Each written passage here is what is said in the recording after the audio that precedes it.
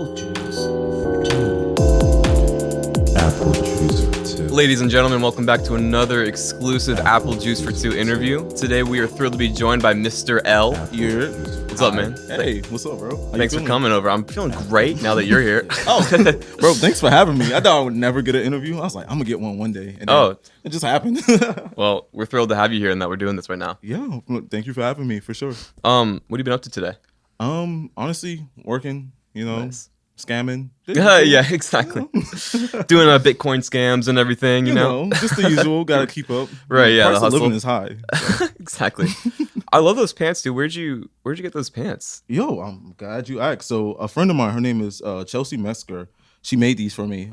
So I have a project coming out called Host Scaring Music. So I was like, hey, can you turn these pants into? Can you turn this blanket into pants? And she killed it. Nice. So these have been dubbed the Host Scaring pants. Was the blanket like is that like the cover of it or something? And that's what it's gonna be, or just kind of like I can actually show you. okay, nice, yeah. So it's like a Yeah, that's spooky. Very scary. Very scary. I'm trying to scare the hoes here. So like, it's kind of like a story type deal with the photo shoot for it. It kind of just happened. So it's like, I think it'll be better once I show you the image. Okay. Oh, nice. Oh my god. Yeah. That's awesome. Is that like your friend or something? Or? Yeah. So this is a good Nice. friend of mine. She's really cool. Her name is Leah. I was just like, hey, would you like to be scared for like an hour? And she's Yeah. like, all right, bro. So definitely shout out Justin. His ad is like fake woke. He took the pictures for me. Okay, nice. Yeah, he's really cool. So like I'm excited, I haven't Yeah. dropped like music in 2 years. Really? Yeah. That's crazy. How long have you been writing music? So technically speaking, I want to say 2015. Okay. A friend of mine, his name was Khalil. He was like, hey bro, you want to rap? And I was like, okay. Khalil Lifestyle? Nah, so Khalil, his name used okay. to be goodness gracious. Leo Grams, Flip the Pack Leo. Leo won't do 40 years. It's a lot. That guy's had many identities, it sounds like. A man of many trades. Yeah. So he asked me in 2015, and then like ever since then, I kind of just fell in love with like finding other ways to be creative. So music is like my main choice. Nice. Yeah. You're like producing specifically, or like do you play any instruments specifically or something? Kinda. So like I'm learning piano as we speak, and Nice. Yeah, I wish I learned piano yo, as a younger kid. it's not even that bad. Like Really? I usually get so overwhelmed at like hey, like you should not, like it's just too much, but it's not that bad. Really? So I picked up piano, guitar, bass, just Nice. kind of the whole 9 yards. Yeah, exactly. Covers a lot of bases, those three. Yeah, just why ask anyone when you can do it yourself? Yeah, exactly. That's true. I should take piano lessons. That'd be a good thing to do. You know how like older people take like Pilates. Yeah. Piano's gonna be Yo, my Pilates. That's funny you say that. My mom just picked up bird watching. And Nice. it's like Ooh. she refuses to leave her house. Really? So she just has like 100 pictures of pigeons. Yeah, that's in her funny. trailer park. It's so funny. Does she have the binoculars and stuff? Or Yeah, like she's Nice. really trying the whole thing. I can't wait to get old to like pick up my own like hobbies. Yeah, it sounds so peaceful. Very much so. Are you Bird one of those watching people specifically. who are like scared to get older, or are you like come to terms with it? That's a good question. Yeah, there are there are times where I get anxious and stuff. I'm like, I'm running out of time to do stuff. You know what I mean? Yeah. And then there are other times where I see like, older people living their best life, at peace with stuff. I'm like, I want that. You know what I mean? That's exactly what I see. I just see cooler older people, and it's like, oh, I don't have to be like such a snob. I Right. can just be myself. So Yeah, exactly. sure. Yeah, they all say that you kind of just like, you kind of mellow out or whatever Yeah. when you get older, which sounds nice. I mean, I'm all high strung and shit. yeah, I'm all like anxiety induced, like just trying to Yeah. get things done for sure. Yeah, and like also I feel like like I'll be watching movies or something, or like there's a celebrity from like the 60s or something who Yeah. was playing music when they were young, and then they grew up and had a whole career, and now they're like older and stuff. And I feel like for us, just like we see their whole lifespan within like an hour or like Yeah. 30 minutes and stuff. And to me, that's like I gotta, I feel like I'm losing time, or like I haven't done enough in that sense with that. I think that's one of my biggest issues is like I have terrible time management. So like I can have 10 projects going on at once, and then like Yeah. I feel so overwhelmed that I don't do any of it. But it's Yeah. like, God, time is catching up, you know? Right. Like I'm 26, so it's like I don't know. I get really nervous. I get really clammy. Like, am I gonna be Same, like literally and metaphorically in my sense. the same? Yeah. But yeah. Do you have ADHD? Just gonna ask you. Yeah, okay. badly. Nice. I'm glad you could.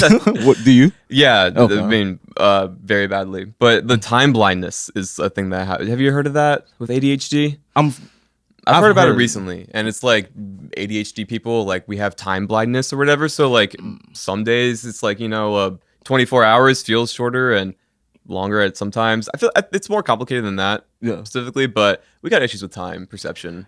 very much Our so. people. No, you're not wrong. Because now that you bring it up, like I have terrible like. Mhm.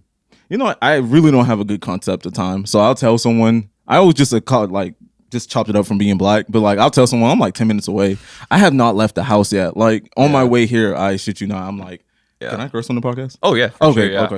I was Please like, do. I shit you not. I texted Kill. I was like, hey bro, I'm like 10 minutes down the road. I'm still in eye on traffic. It's crazy. Yeah. That's funny. Oh my god. Well, so you mentioned that you took a break from music. Yeah. What happened in between there that made you take a little break? So for me, I think like I took a break around when the pandemic started. So I dropped this like really just sappy, moody song, right? And I just left. And I think it was just kind of find my own like creative space and find the best way to like be able to spit my own perspective on things and to get comfortable without like, oh, I have to post every day and just kind of get out that mindset, so that way I can enjoy like just being a creative versus like Yeah.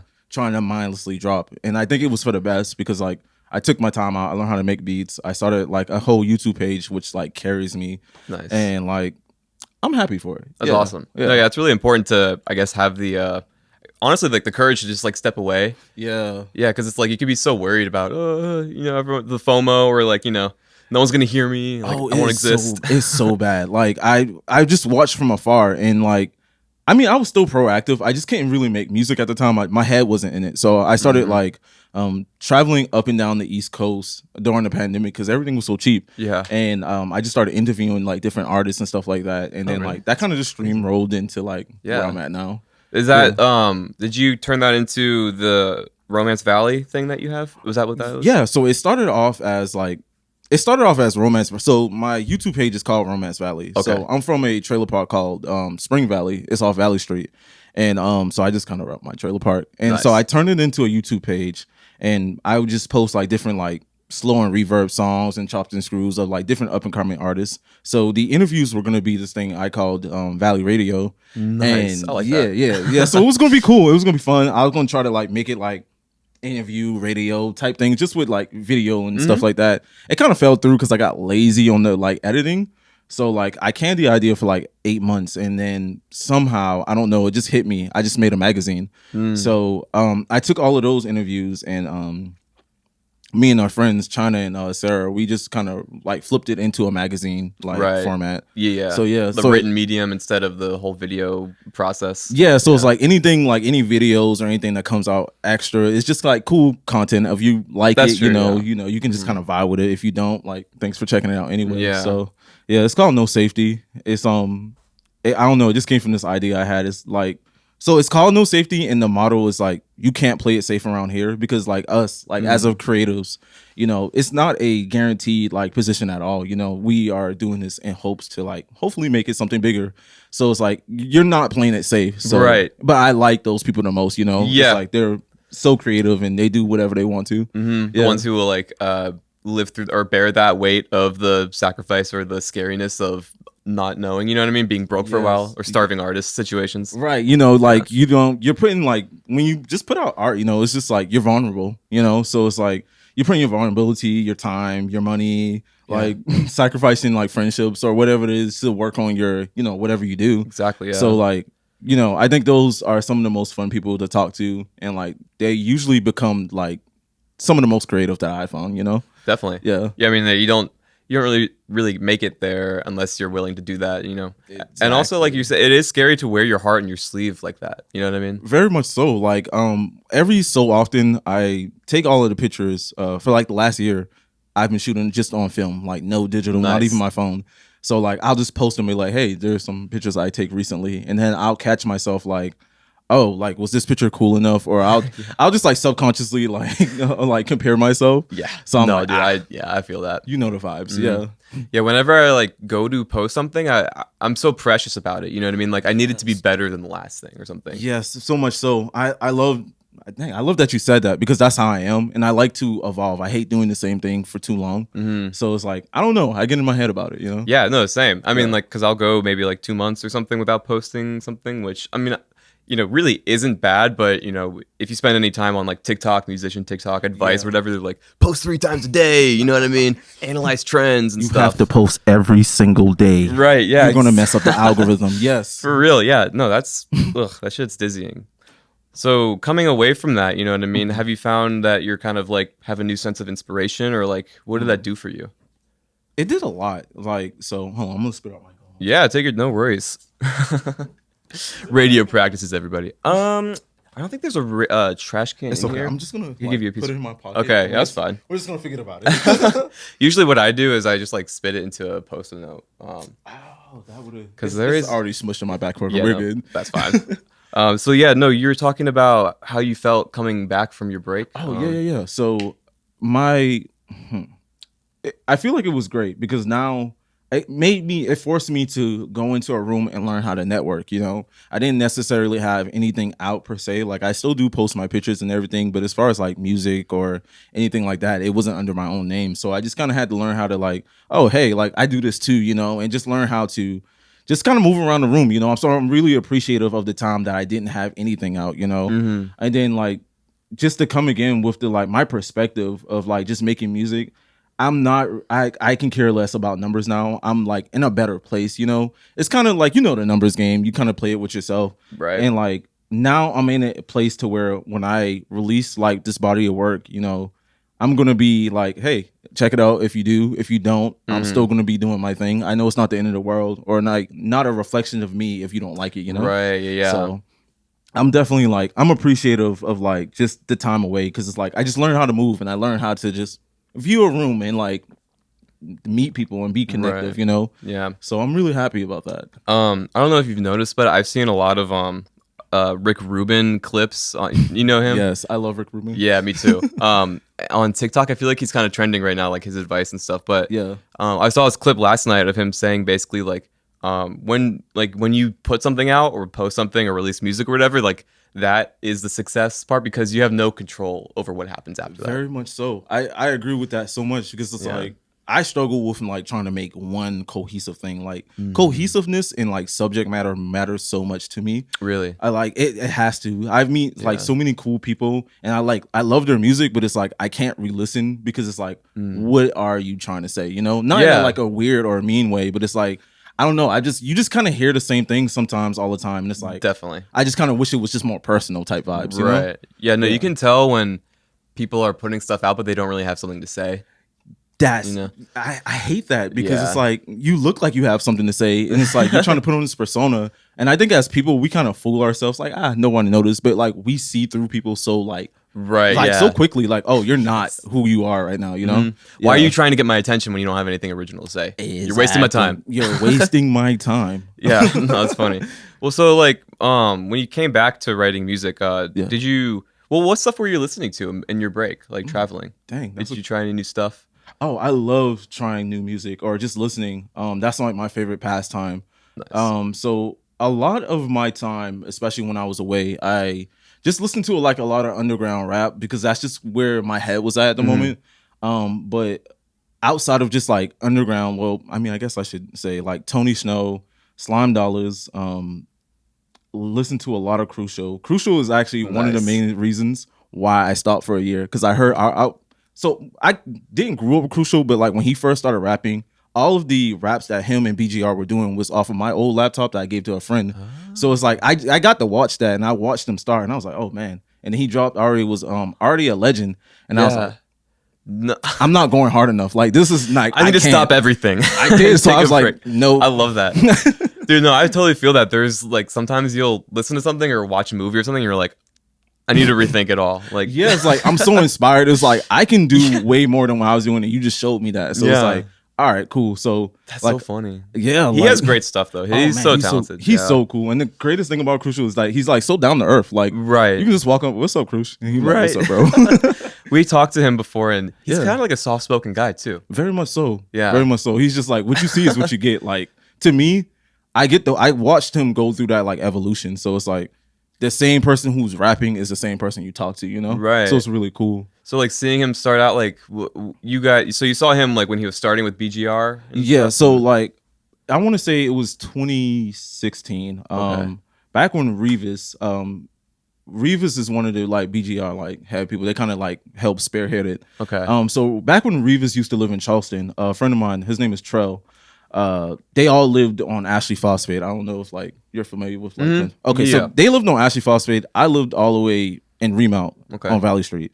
And like so I didn't have a car at the time, so I didn't get to go back and forth. But like I would just leave my equipment at Don Trell's house and like we would just kind of work from there. And they kind of like circled each other and it was like, okay, cool. So like Your laptop was the center of all the beats. Right. The Rosetta Stone of honestly, it was like a transformer type vibe because like it was my laptop, like Revis, like audio interface, Don Trell's Mac, Nice. Frankenstein. So Uh-huh. the fast forward. So they all got started and like there was this one time where like everybody at the time who was BGR was just rapping on this one song. I'll never forget. It was called JB2. It's like a 7-minute song. And like I pulled up and it was like, yo, it's your turn to rap. And I'm listening. I'm like, okay. Crucial part is like crazy. And they was like, yeah, so you're at the cruise. And I'm like, bro, like what? So even then, like the person like who releases music now, like he's only ever sharpened his pen, but it was there. Like his first like verse that I heard, Yeah. it was always there. You Wow. know? Yeah. That's intense. It very intense. Yeah. But it's cool though. It's like it's fun to have people that are like just naturally gifted and it kind of makes you like see your own gifts in your perspective Right. and like just put it out there, you know? They just like try harder and stuff. You know what I Exactly. mean? Go harder. Exactly. And like seeing him, you know, just the whole crew, I guess, like, you know, progress Yeah. to where they are now. That's a special thing. I mean, a lot of people move away, people lose touch with people and stuff. Like, That- do you still keep in contact with all of them? Like your friends? For sure. Like definitely like Crucial is like he does his own thing. So whenever I get the chance to like or if I have anything like of like subject or consistency, I'll hit him up like, oh hey bro, you want to do a show, whatever the case. Nice. I still like I fuck with Reeves heavy. He moved like away a couple years ago, but like still cool with him. Don Trell's like my best friend. So it's Yeah. like I could probably call him now. He's gonna want to play Smash or something. So Yeah. yeah, so I definitely keep in touch. Like it's definitely like nothing but love, and I like to watch them. So it's like if there is anything I can do to like support them, of course. you know? Right. Yeah. Nice. Well, so going back into like the early parts of your life, like, what were you specifically with music? Like, what were you listening to? Like, what was being played around by like your parents or whatnot? So like my household was really weird. My mom is very much an old head. She loves Nice. like older blues, so like Temptations, Nice. the Heartbeats, anything you can think of that, or very much gospel, Kurt Franklin, whatever you can think of in that R&B, like Nice. Early Some, like 50s. early like 50s pop and stuff with those groups. yeah, like girls that, and just with that stuff. heartfelt, yeah. Yeah. So that's what my mom, my love that dad, stuff, dude. yeah, no, like, but my dad, he was a hip hop head. Nice. We would okay. just like he would sneak out. He was like, "Yeah, your mom don't listen to this." So we would just listen to like whatever the radio was on. But I was always like the black sheep of the house. Really? So I grew up just listening. I kind of like it was weird. I denounced rap, and I was like, I'm just gonna listen to rock. I went through an emo phase. Oh, nice. So- Yeah. Okay. So like huge, like a lot of Paramore, a lot of underground bands from Nice. Charleston, Pierce DeVille. Well, not Pierce DeVille's not from Charleston, but like you know the roundabout like emo kid era, Right, yeah, of, like the Fly Leaves. For me, it was like Blink 182 Yeah. stuff. Oh my god, yeah. No, so like a bunch of like rock, and then I graduated from high school, and that's when I got into this guy named Cousin Stiz. So Who's he? Cousin Stiz is this rapper from Boston. Okay. He had a really scorching hot like album come out in 2015. It was called Soulful Country. And like it was just scary how good it was. And like that kind of just renewed my love for rap. Well, I'm lying. Cause like before that, like Tyler the Creator, Childish Gambino, Definitely. 2011 was that time when their videos Yeah. were on MTV. So I really owe like those are the What a time. blueprints, you know? That was- Yeah. So like just a lot of rap, you know. Yeah. Mind Design, I don't know if you know who he is. He's No. really cool. There's this label called Stone's Throw. Okay. Mind Design, Knowledge. There's this old guy named Prophet. He's really cool. Okay. It's just like I don't know. It's kind of like an underground for underground labels, Yeah. and like they're so good. Those Oh, are the man. rappers that the rappers like. You know what I mean? Yeah, like oh, Yeah. they sponsor MF Doom too. So it's like you Oh, know, yeah. like your rapper's favorite rapper type Right. vibes. Yeah. Well, that's interesting. Like you grow up with it, around it, and stuff, but like you need to get away from it, and then you come back. Yeah, and you come back with like such a different, like a more of a appreciation of it. Right. So that's how I feel. Yeah. Yeah, bigger perspective, I guess. Of the whole thing, you know? Pretty much, so, like that's how I feel. You know. What like is it about hip hop and rap specifically that you feel like you like? I mean, you like a bunch of other stuff. It seems like, you know, Yeah. rock and whatnot. But like coming back to it, like what is like at the core of it that you're just like, this is my shit? I think what it is for me, damn, that's a good question. I think it's just identity, you know, things of relatability. So Right, the for instance- stories and stuff of it. And exactly, like there is this up and coming dude. His name is Slime Dollars. He's from Spartanburg, so like South Carolina. Just to listen to everything he does, like I'm such a huge fan, like down to his nuance and the way he talks. You know, you hear that geechiness, you hear like just that Yeah. southern, like just the way we grew up very similar. So it's like I can identify with that. Yeah. And I think that kind of what, you know, got me back into listening to rap, like the Childish Gambinos, like the, you know, they're right in the middle, not too much of one thing. It's like, hey, I like, That's you know, true. I like anime too, you know, like I don't have Mhm. to be so stereotyped. yeah, that's true. Yeah. Yeah. Yeah, I guess like, you know, with the mainstream stuff or whatever, it's palatable enough for everybody.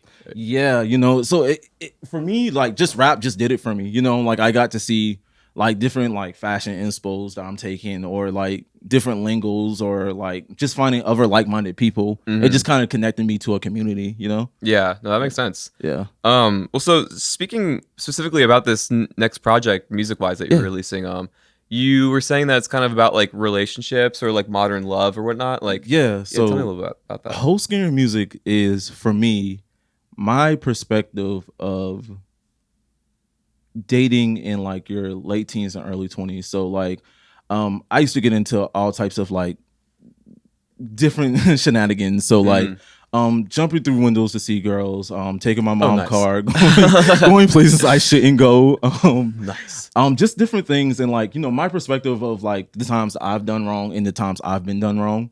I wouldn't call it necessarily like, for me, it's a body of work because it's like as much as the music matters, the video matters to me too. Okay. So for like every song has a video. Okay. You know, like the cohesiveness of how the like album track goes, you know, the lettering of like how it's spelled out, like it all matters equally to me. So that's Okay. why I don't think I can call myself like a musician. I just kind of like just call myself a creative, you know? Gotcha. Yeah, definitely. Yeah. Yeah, I feel like we're entering that time where it's like musicians need to be able to express themselves in the other mediums too and connect it. Yes, I I don't feel know. like we, just like you said, like we're not in a place where like, you know, you can just do one thing and that's your thing now. Like you have to kind of be your own like producer. You have to be your videographer and just anything. You have to be your own manager. You have to like know how to present yourself. Right. So I agree. Yeah. Yeah. So, like when you were younger in high school and doing all those shenanigans, were you just like girl crazy, or were you in like a specific relationship or something, or like where do these stories come from?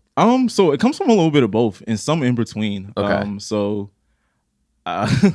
So there's this one girl named Nicole. My first like taste of like popularity or notoriety socially, I was like 19. And anyone who like followed me at that time, knew I was messing with this girl who used to work at the outlet. Her name was Nicole. She was like Russian, and it was like, oh yeah, Nice. I'm messing with this Russian girl. So like, I'm Take just, that, mom. No, yeah, yeah. Like I'm like, you see what I'm doing? I'm out here. Right. So like, to fast forward, we're cooling, whatever. You know, I'm flirting, whatever. We get to the point where, you know, humans do. You get connected. Something's gonna happen. I pull up to her house. Things are getting hot and heavy, and her boyfriend comes home. So it's like Oh. on some. Oh man, that twist. Wow. Yeah. So like I'm like on some trapped in the closet. Don't freak R. Kelly. I'm sorry. Wow. So like I'm in the closet. He's like Literally. they're getting That's suspicious, crazy. and it's like it's my time. It's either like I'm gonna stay in this closet and get caught, or I'm just gonna like take a break for it. Yeah. So Fight or flight happened. very much so. So I just ran and like they're throwing stuff at me as I'm like leaving. So I just grabbed like my keys and I dipped. So it's like all Dude, of that is these- so just like cinematic. Like you would see that in a fucking like Cartoon Network show or some shit. very much so. I feel like my life is like an episode of Atlanta. Yeah. Like, I just get into the dumbest nice. hijinks, and I think it's just because I don't know, I'm weird. Yeah, exactly. You just find yourself in these spots. So Yeah. she was throwing stuff at you too. Not necessarily her. Her boyfriend. There was, I think yeah. it was just more a moment of shock. It's like, hey, Right. yo. She was like, this guy in my closet? I had no idea. who? Yeah. We have a robber, you know? Yeah, So, exactly.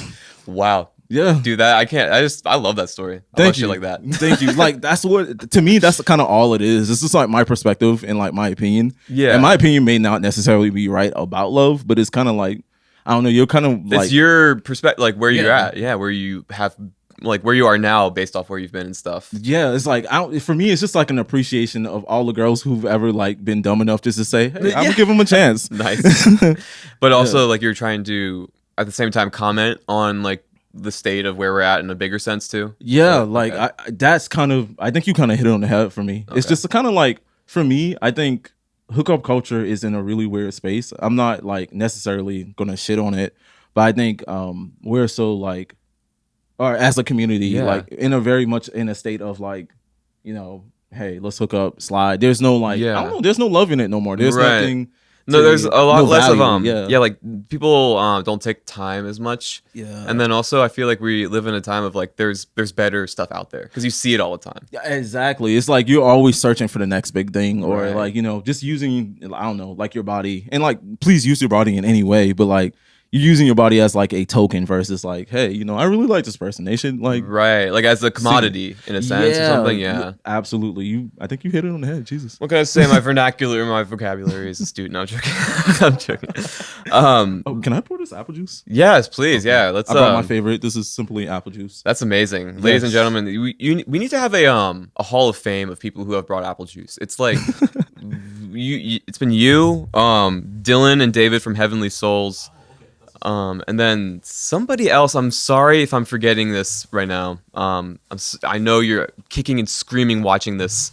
My bad. But yeah, no, we need to make a little hall of fame. But we've never had simply apple juice. That's the good shit. Oh no, this is the good shit. Like this is all I drink. Like in my household, this is a commodity. Like you will be Yeah. fucked if this is like if you left the carton in this. Would you like Nice. to go? Sure, yeah. Appreciate it, dude. Sorry, I'm a heavy pour. That's awesome. Thank you, sir. No problem. Like, this is like my all-time favorite. Like, you know, you can run to any store and get this. Now we're talking like that indie, like, you know, you're gonna get like an air beating from someone who like loves apple juice. Exactly, yeah. This is the microbrew of the apple juice. So. Very much so. There's this other brand called Luza. They make this apple juice. It is so fucking good. Really? I didn't find it today, but Huh. I gotta try it out then. I promise you, I will probably like bring some and like I'm Yeah, gonna leave okay. it, and like you're That's gonna true. know it's me. No, what we would need here is like a little bar, but just with different apple juices and stuff. That would be perfect. That would be hard. Cheers. Cheers. So you talking more about the magazine No Safety. Us. That kind of started as your YouTube channel and has evolved into a written publication. Is that like online and stuff? Yeah, so we haven't dropped yet. So the first issue is gonna be next month. Nice. I want to say Valentine's Day, but I could be wrong. Okay. China, please don't kill me. No. So definitely we're We're in the works. yeah. So like CBD. most of the first issue is like completely done. So I know exactly how it's gonna look. It's definitely like a publication just for like the everyday person, you know. Right. Okay. We spend so much time like highlighting different artists and stuff like that, and I feel like the people who are kind of like the foundation, you know, just the regular people don't ever get their chance to like have their shine, you know, or because you know they're not doing this, they don't, you know. So I kind of just wanted to make something that's just really real and authentic, like, you know, just like how we're having now, like just a conversation, and you know, just different opinion pieces and things that I like or Yeah. me and the crew likes, you know. But you That's- make it accessible to these people and stuff. And, Yeah. yeah. Because having that, like, as an artist, it will up your credibility and stuff. They're like, oh, he's got an article or something, or he has a podcast interview or something like that. Very you much know? so. Like that's honestly, to be completely honest, outside of the creativity and like the fun of like I have like creating like different ideas like that, I started like making a magazine or DJing like just for the like in the sense of like learn how to promote myself. So like Right, yeah. when I come here to DJ, like I'm going to spend some of my own unreleased stuff, you know. It just Yeah. kind of puts you in that place of like controlling. That's exactly. Yeah. You can control your own narrative and just like the horizontal integration of it. You know what I mean? It's like Exactly. It's like, oh, who's that? And it's like, bingo, there you go. it's my own shit. That's me. I'm not gonna wait for Rolling Stone to make an article about me. I'm gonna make my own article.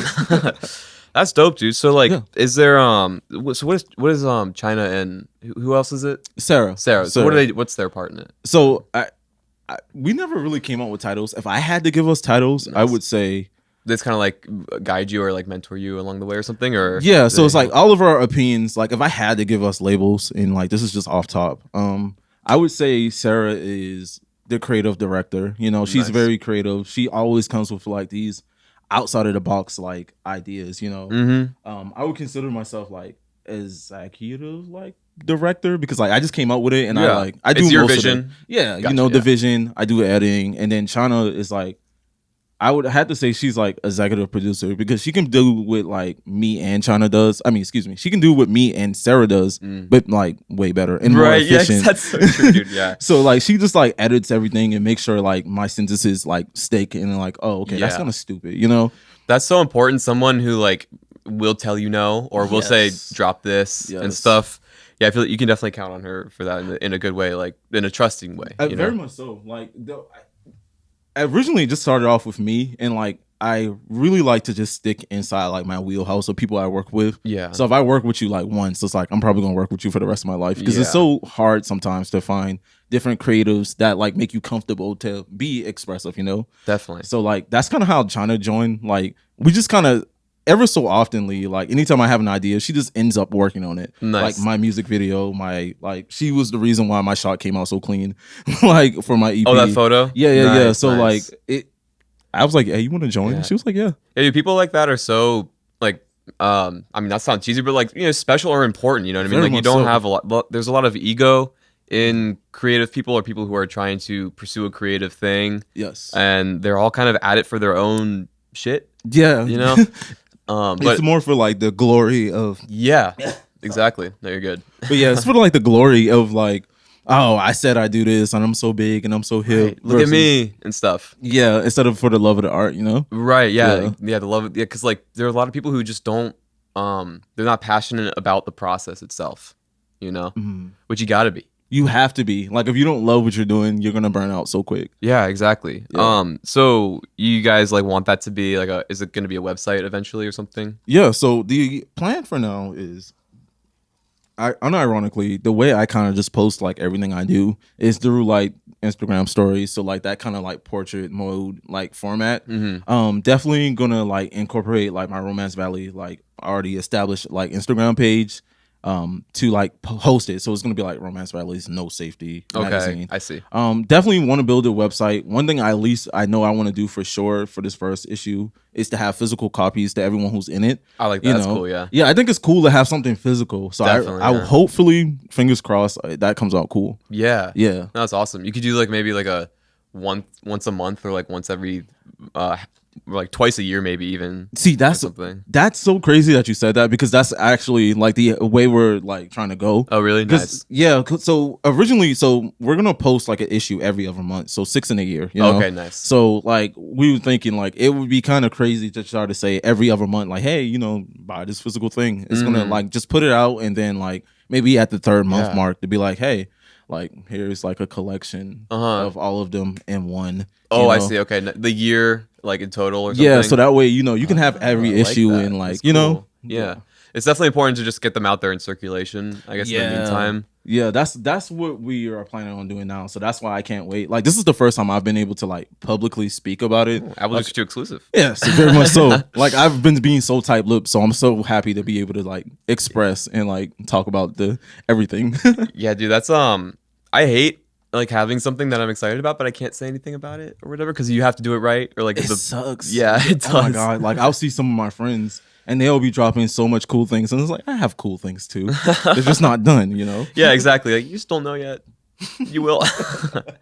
Yeah, that's exciting, dude. I can't wait for that. For sure. Thank you. I can't think of many other of like a physical thing like that we Yeah. have around here, you know. Yeah, that's my biggest thing is I hate doing what everybody else does. I mean, everybody does, you know, but it's like I actively look for other ways to like search my way out, you know. So it's like even when I do live performance now, I don't do them often because I like to do something different. I hate doing like the same set list.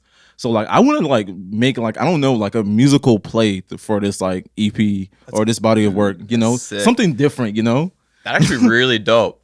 Like a musical kind of Almost so like, like the stories and stuff with dialogue in between and shit. Yeah, very much so. Like I'm planning out like I like to go step by step. So like Mm-hmm. I'm gonna start off small and try to find something, a way to make it different, or to incorporate like something interactive whilst I'm on stage instead of me just standing rapping. You know? Oh, I see. Yeah. Yeah. Like I think it's gonna be fun. But It's really dope. I like that. Yeah. I mean, yeah, because you could do it on stage too. And if you did it like a because really, if you just it would be like music videos strung along in a sense with like dialogue in between as like a musical movie type thing. That's what I'm trying to say. It's like, oh, that was different, you know. So I don't know. I'm very self conscious when I get on stage. So it's like, well, if you hate the music, true. at least like it was different, you know. Yeah. So like performing and stuff for you. When did you start performing? Like when was the first time you got on stage to?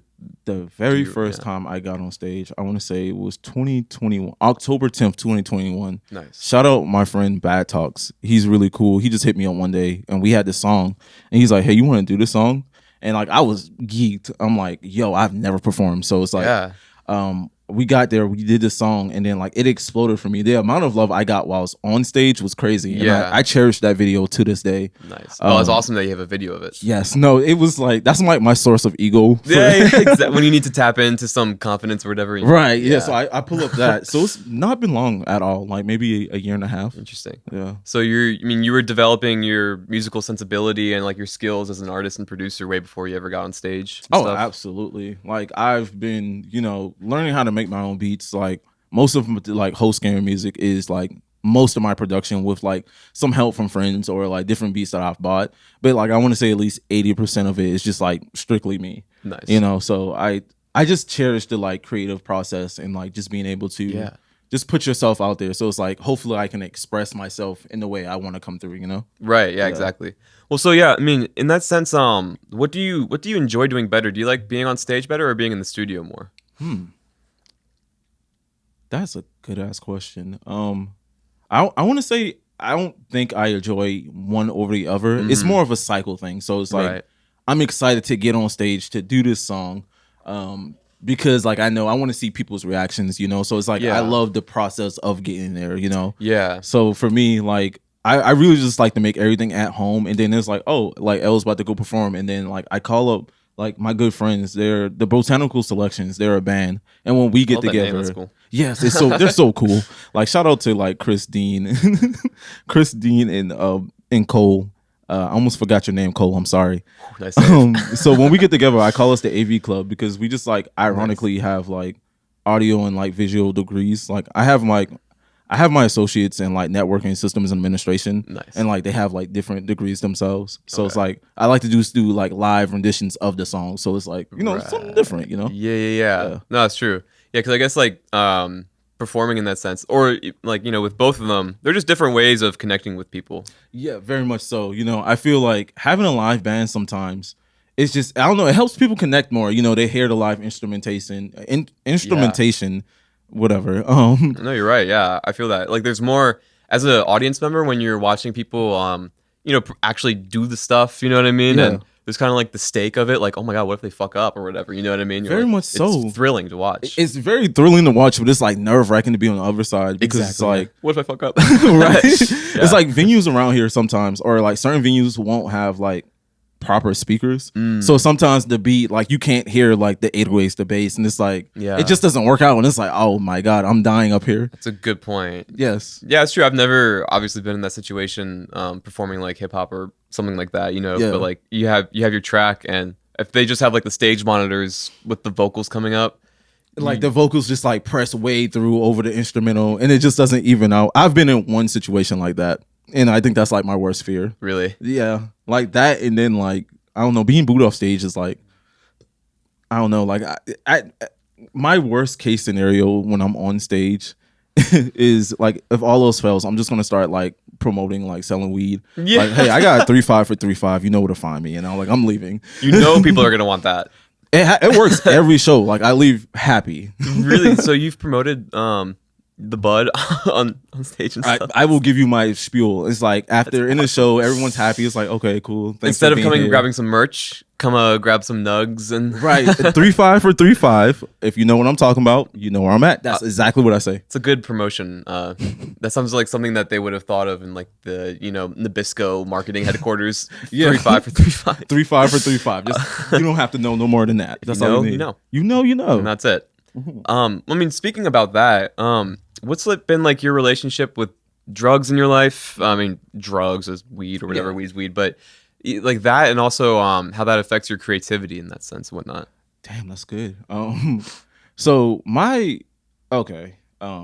So I don't know. I have a really weird relationship with like drugs in that sense. Mhm. My father sold really heavy. His father was, or his grandfather was a dealer in the prohibition time. So Oh, for alcohol? yeah. Okay. Yeah. So like I don't know, it kind of stems. My dad's side of the family sees it as a legacy. So it's like, oh yeah, we were Right. doing this. So he was the Dude, first that's like the person. Sopranos. Have you ever seen Sopranos? Yes. That's literally It's, That's so cool. Oh my It's God. like Trailer Park Sopranos. That's my life right now.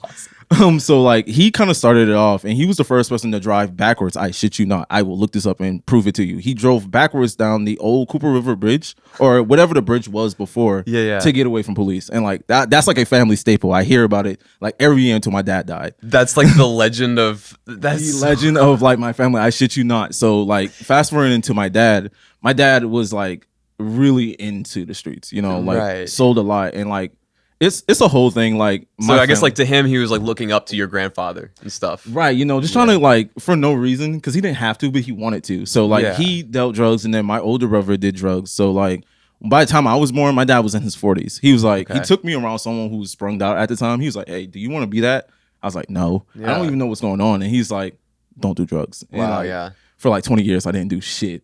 And so I started selling weed before I even smoked at all. I Really? shit you not. Just yes. in the family biz or whatever. Just type because thing. I had access, you know, like, Right, hey, yeah. you need some bread in your pocket, you know, go do whatever you got to do, and it worked out for a while, and then It's a lucrative business. very much so. Yeah. So like now, as an adult, I'm very cool with it. Like I smoke, like I've done shrooms, acid. I Nice. think that's kind of like my realm house right there. I'm not willing to go outside of that because I've Mhm. seen like the negative effects of like things that are out, you know. Definitely, yeah. Because outside of those three things, you know, you have like the stimulants and stuff, and then Yeah. like heroin or you know morphine and shit like that. That shit is crazy. Like I don't know. I dabbled with Adderall for like I want to say like 2 months because it just it ADHD. For the longest, my dad was like something was wrong with me, and like that's true. So like, eventually, I got myself. Like I legitimately did go to get checked. Yeah. So like I dabbled with that for a while, and then I kind of scared myself.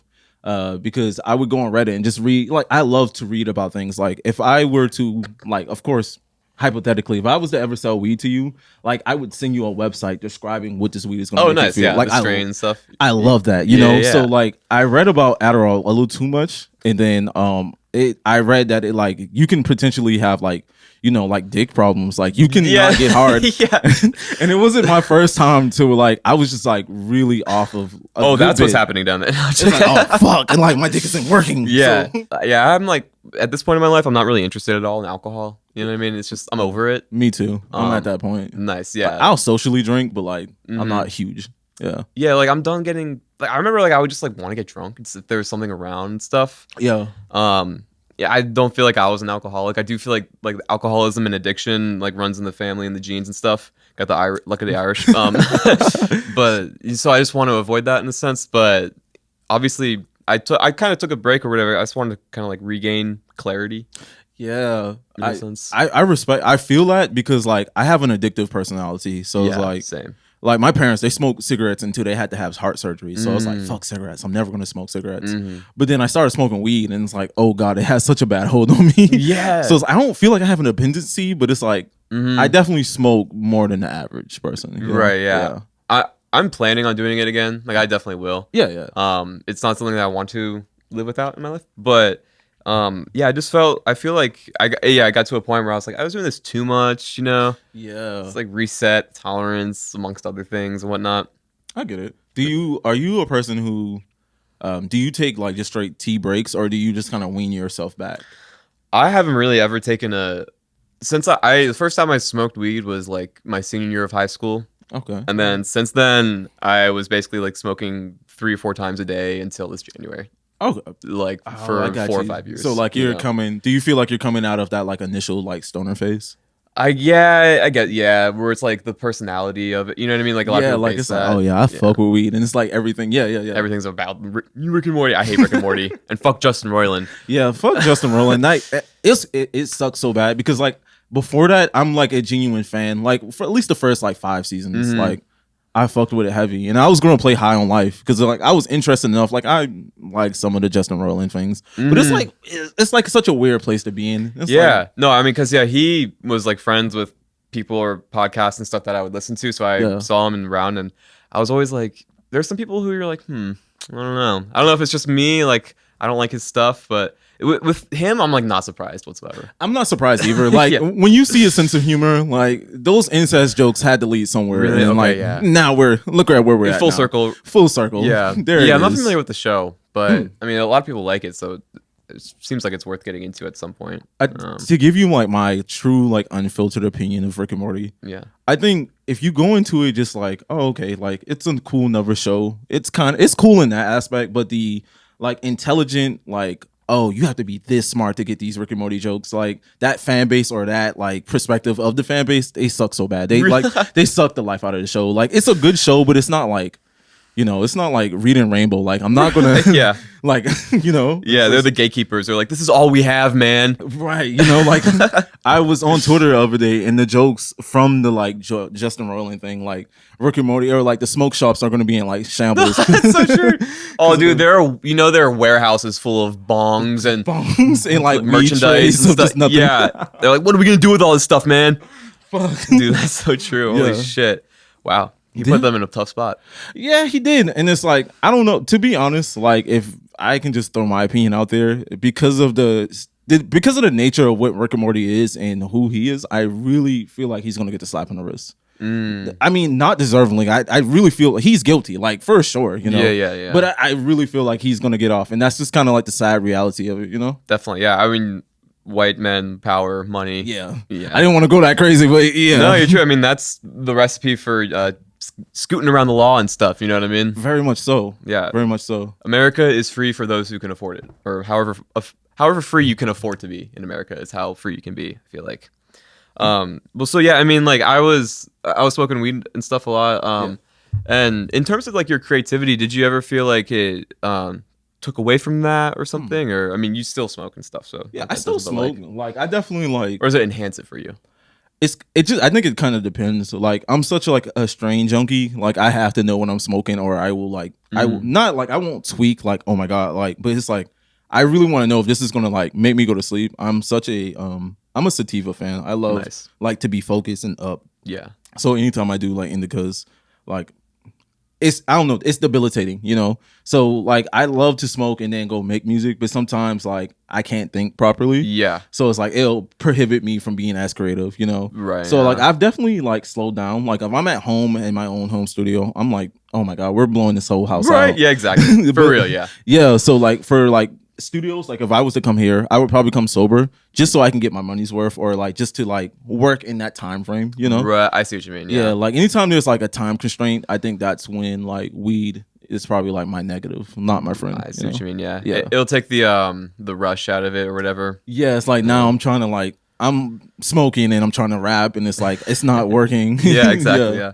I mean, and outside of that, how do you keep yourself like inspired or like stay creative? Like, do you ever have moments where you're just like in a lull, like I can't think of anything, I don't like anything I'm listening to or something, or All the time.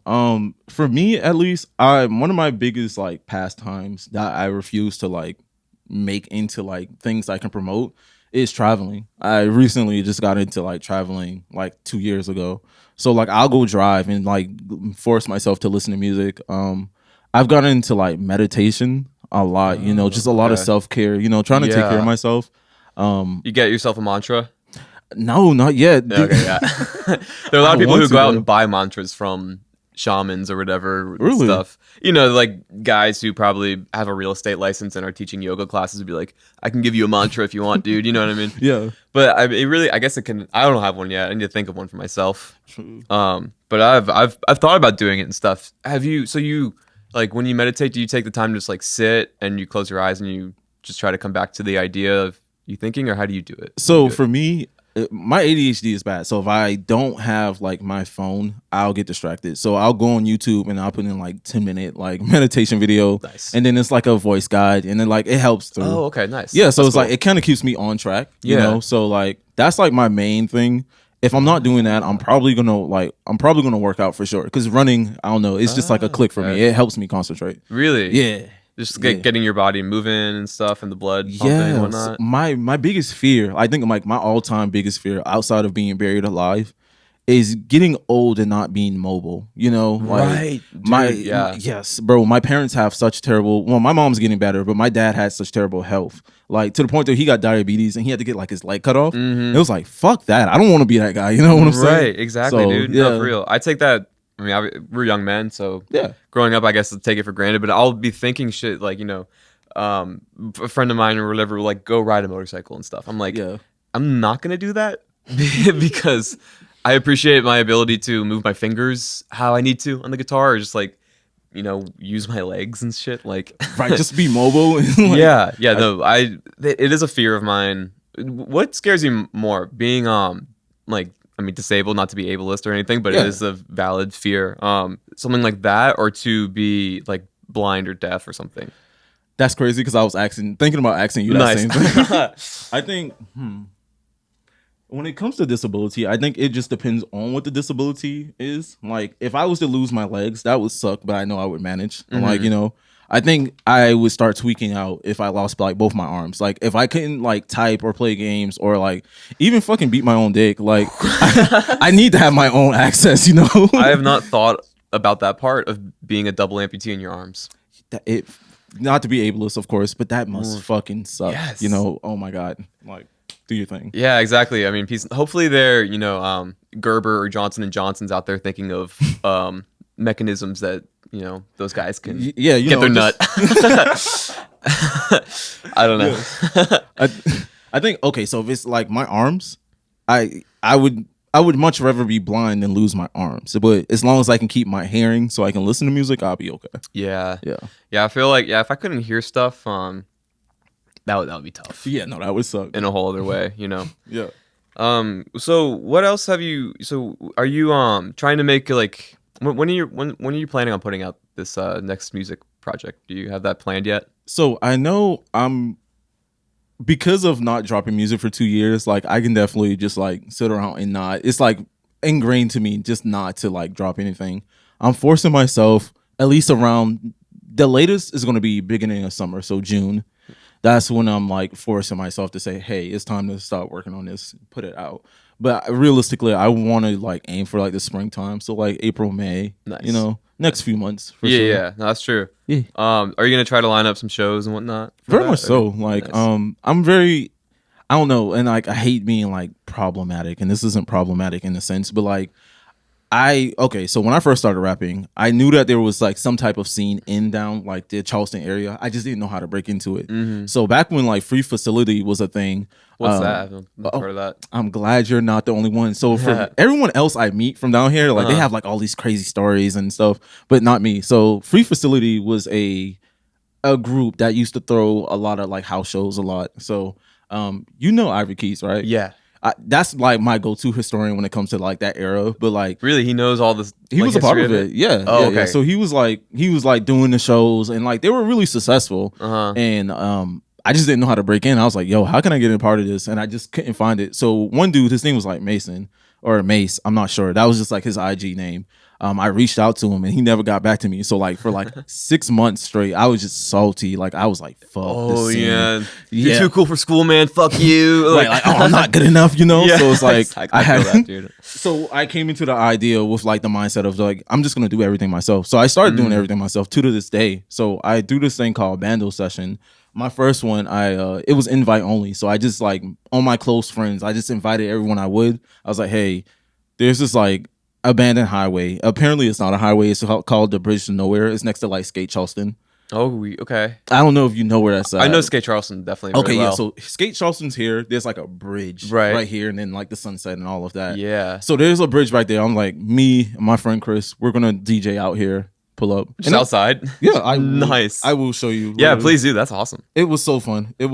So it's like I usually throw my own shows. So I did one for my birthday. That was great. I did this one. I don't know if you know the guys at Grilled Cheese. Yeah. Uh-huh. Yo, so Cameron. Cam One and guy's- yeah. Corey, shout out to them. They anytime I want to throw a show, they help me. Nice. So this was the aftermath. So like that's how it looks. That's so before. cool. Oh my And then God. after, like the homies just pulled up. Nice. Oh, dude, I love that. It was so fun, and like everyone came out with their cameras and stuff, and we just had a good time, Oh So, damn, that's such an interesting use of like the space out there and the just it's an abandoned road. Yeah, Like just an abandoned road. I brought my speaker.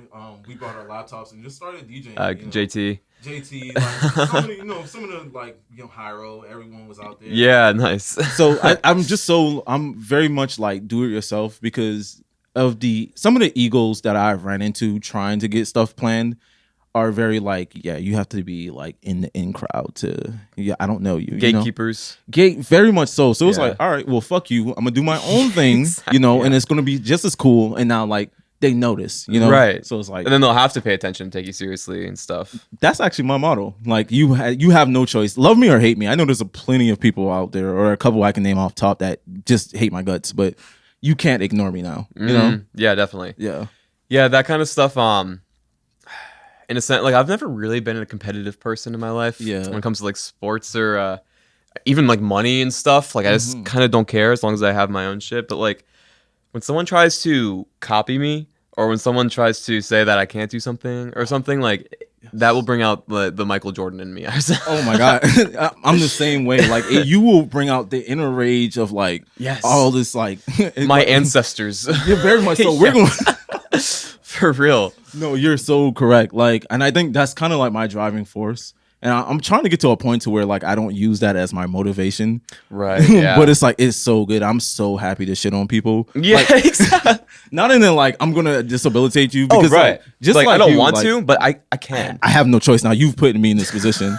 So it's like I'm very much so cool with being in my own lane. I love Really? supporting people. Like if you will give me a chance, I will give anyone their flowers, Right. So it's like it just confused me sometimes to be like, yo, like what do I do, bro? Exactly. So, I know, right? right, like To me, like, why you were at one point, like right, you were at my point at one point. You know exactly what I'm going through. I just want to, Yeah. like, but I get it, I guess. Do you think that's like a pervasive problem in the Charleston scene? I mean, obviously there are amazing people here like JT, Hyro, we got Crucial and everybody. Much so. But do you find that to be a problem in Charleston?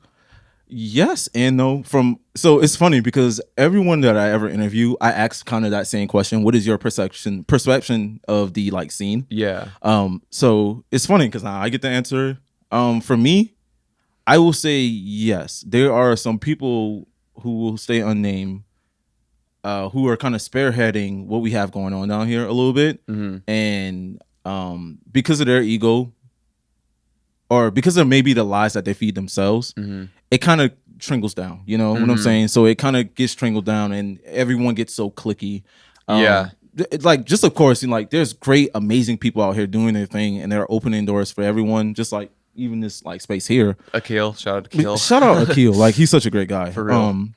But there are like there's just a lot of ego to it. You know what I'm saying? Definitely. Or Like an ego, and then they feel almost like threatened by like there's someone else coming along, and as if that's a threat to what they have. Very. Yeah, like it's like, oh, I'm gonna take your spotlight. I can never take your spotlight. I can only, shine myself. It's a great big world out there, bud. Right? Like there's enough like for all of us to be creative and like it's not going anywhere. I'm not gonna prevent you. So I think it's because of the ego or certain misunderstandings or things like that. That kind of I don't know.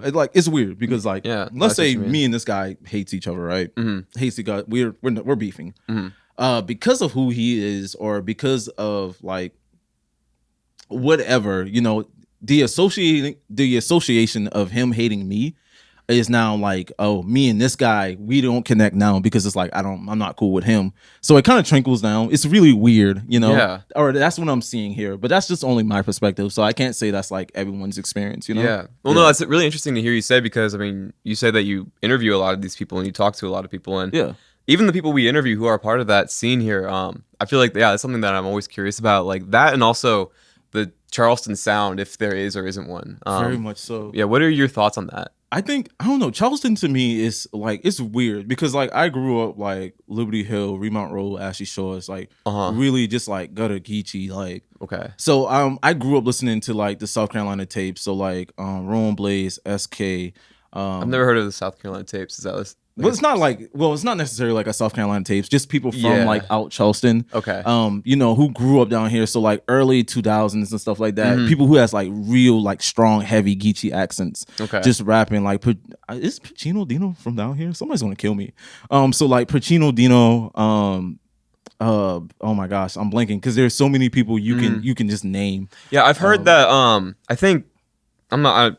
I've heard someone say before that there's like North Charleston rap, and then there's like Peninsula Charleston rap or something. That's actually a great way to put it. Really? Okay. Yeah, it's so weird because it's like, okay, you have like people like Boss, like I went to school with him, and like he's doing his thing and he's taking it, or like producers like Zach on the Track, who's like basically made it. You know, he's getting radio play and stuff, and then you have kind of like, I would say us, like I would consider myself a part of the Peninsula part. Or at least half and half, you know? Right. So I would say yes and no. I feel like because there's so many different sounds in South Carolina or Charleston that we don't have like a main particular sound, you know? Definitely. Not yet. It's all like definitely an amalgamation of a lot of, I mean, because especially these times, people come to Charleston from all over the place. Yes. And like that original crowd that you're saying, kind of like that generation, the early 2000s and stuff, like they were probably just, you know, they were just born here and stuff. Very much so. They were born here and like, you know, other people were rapping, so now they rap and like this is what they're playing. Like even if you go like Monk's Corner, shout out to my friends Emily and Gabby, they work at the spot called Atmosphere. They're bartenders. Like very deep in the countryside where a lot of black people populate, and like they'll play like old school like Boosie and Webby songs a cappella, like two red bones kissing in the backseat, like just a cappella, like, and they love that. They're still it's crazy. I love it too, but like It's wild.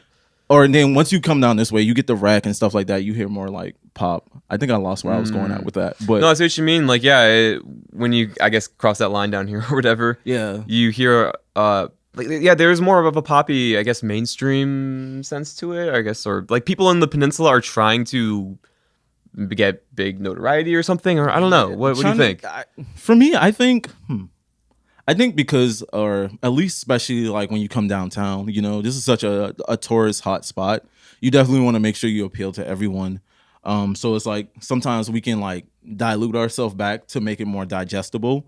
So I think that kind of muddies up like us having like a specific sound, like versus like Atlanta, where Atlanta has their sound, and right now like they're shifting into like the Black Rock Star, like everyone is like rage music, you know, versus us where like you may get like some of Crucial, you can get some of Hyro, you can get some of like JT and like Tyree, like none of them sound like each other at all, you know. So it's like, I don't know, I don't think I answered the question, but like no, I mean it's tough. You're like you're getting there. I feel like I mean, because is there even a straight answer to this? It's like, you know, you think of like Atlanta rap and stuff, or like New York rap and stuff, like where like it has that sound, you know what it sounds like. And it seems very clear, like they're from Atlanta or they're from New York, so they sound like that. They're from LA, so it's West Coast sound and stuff.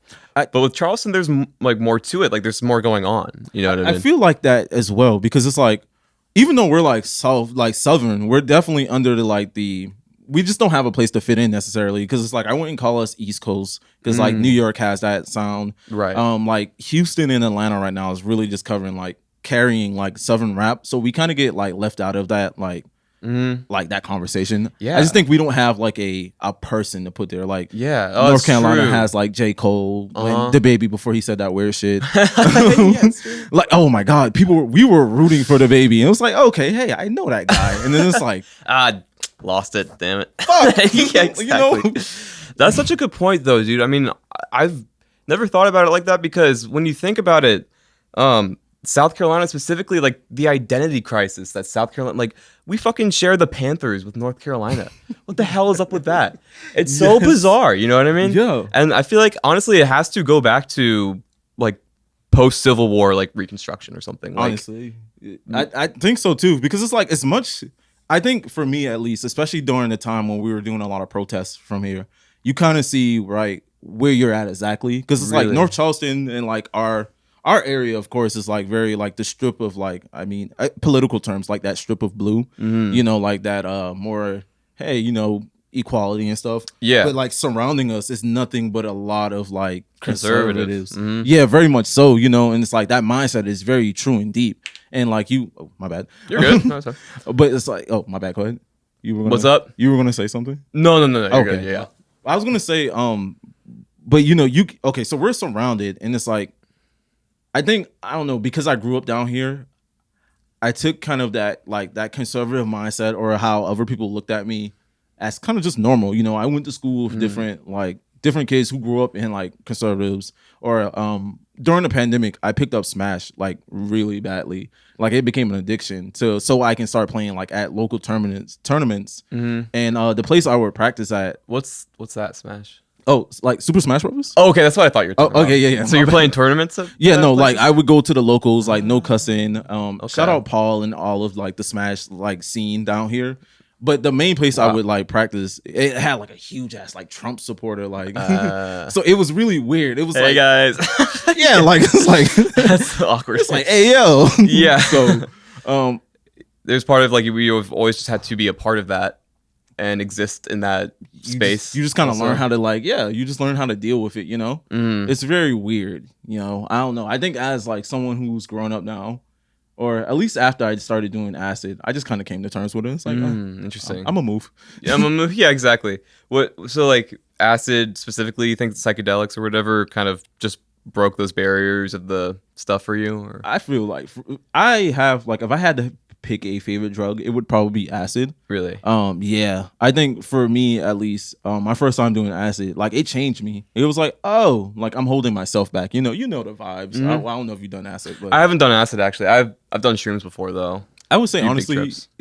unless if you're looking for like, I think it's like the difference between like edibles and like smoking, like actual just weed. You know, like it's two different vibes. If you're looking for something more head highy and like, you know, quick and it gets to the point, I would say like try acid.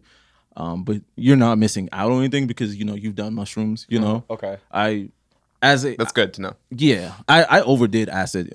So one time, I took 4 tabs of acid, right, and it was like 200 UGs, which is like a piece, which is like almost like 1,000, which is like way over the recommended limit.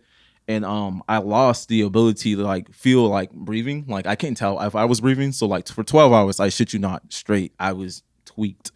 Sounds really really scary. Holy shit. It really is. So I would say you're not missing out on anything because you still get like visuals and stuff like that with mushrooms. Okay. But like I feel like with acid, it's just like a little stronger. You know. Okay. More like you're out of it. Okay, interesting.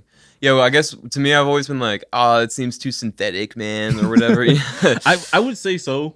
I stopped doing acid because of like the 4 tabs trip, and the dude who used to serve me, rest in peace, Chico, he died over overdose. So it was shit. like, fuck. For on acid? It wasn't. It was Xanax. Okay. It was Xans, but it's like I don't know. That's the only person I would trust to get from, and even then, like if he got himself caught up in something, Right, the you never supply know. chain. You don't fucking know, you know? Very much so. Yeah. Yeah, that's scary stuff. So. I mean, yeah, with the psychedelics specifically, I feel like it kind of just like when I was on mushrooms that one time, I just was like so it's like I felt like this is gonna sound kind of weird, but like I felt like a baby, like in Yeah. the fetus. You know what I mean? Again, just like emotional, but just like at peace with like nature and everything. But I was just like on the beach, just like playing with sand and like crying, but like happy. You know what I mean? Yeah, like you're such in a vulnerable state, you know. Yeah. Like anything can set you off. No, I feel that. Yeah. No, that's interesting. But dude, shit. It'd be interesting to, I guess, like do a bunch of shrooms and like write some music, see how that comes out. I don't know. That is fun. I think, ironically, my the song that I'm like pushing as like my single off of the whole scary music, I made that off of shrooms. Really? And Okay, cool. Yeah. So it was. I would say do it. It's such a or at least for me, I had such a connection Yeah. to the music, Huh. and it's like you sound like you can play an instrument. So it's like to get into that groove. It's Yeah. like oh my god, it's Uh-huh. lovely. Listening back to it in a sober state of mind, what do you notice about it that's different than your usual stuff, do you think? I think outside of like when I smoke or I'm sober, it just comes off more vulnerable. You know. Okay. Like it's.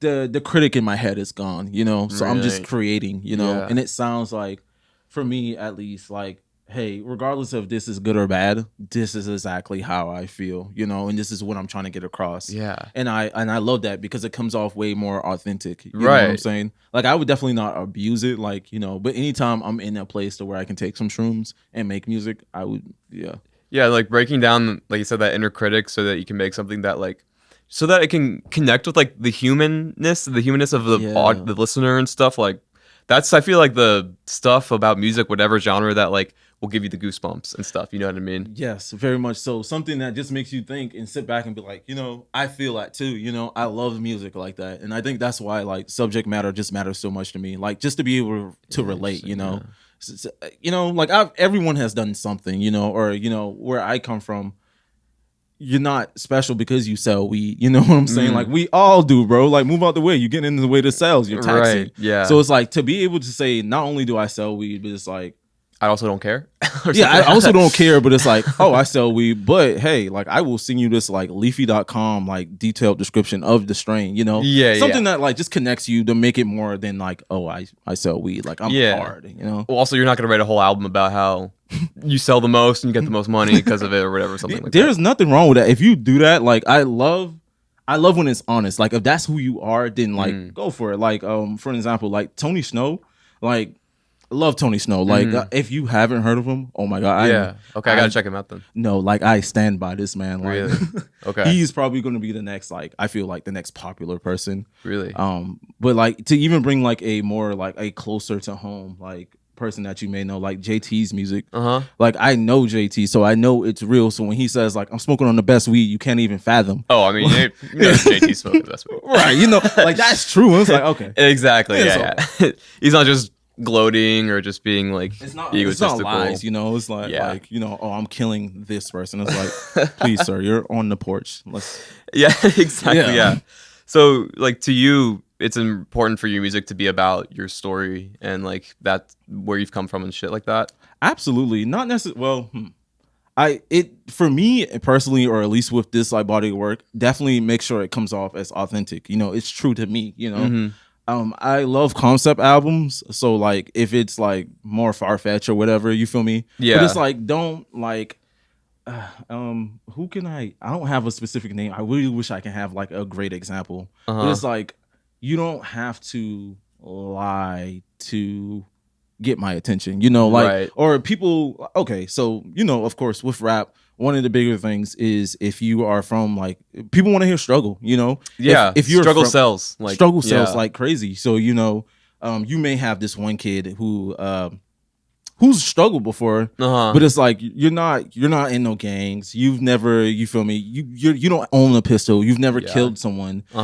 You served like 8 grams to a friend. Like that's not your lifestyle. Like I know who you are, and I would much rather you say that because it's to me, it's like when you're trying to portray something that you're not, you run out of things to say, so it's so generic. Like, oh, I'm serving this, I am doing that. It's like copycat. You hear someone else do it. It's a watered down like caricature of what you know and love and stuff. And I guess specifically with that, it's like, their idols or whatever were people who, lived those experiences. Like were in the position where they had to shoot somebody or something, you know what I mean? Right. And that was like, oh, that's badass or whatever. Right. So I mean, don't get me wrong, it's cool. Like, and if that's who you are, exactly. You're proper yourself, but it's like if you've never been in that place or if you're not from wherever you're trying to say you're from, it just puts you in a bad place. Because if this does blow and you do make it, how are you going to keep up with that? Exactly. Yeah. Yeah. And you're speaking to a limited audience. Like if you're just real about, I just,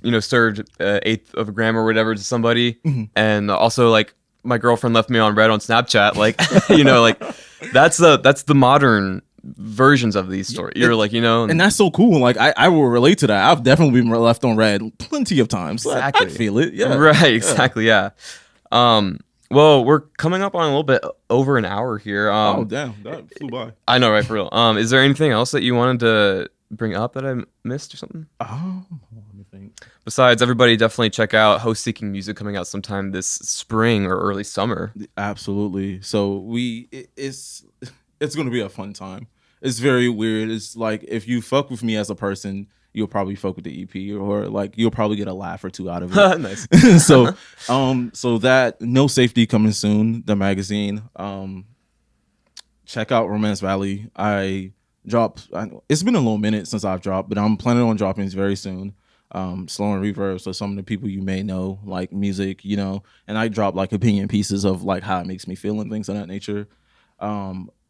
if you see anyone that knows me or has worked with me like as a director while I'm shooting their video, shout out to them.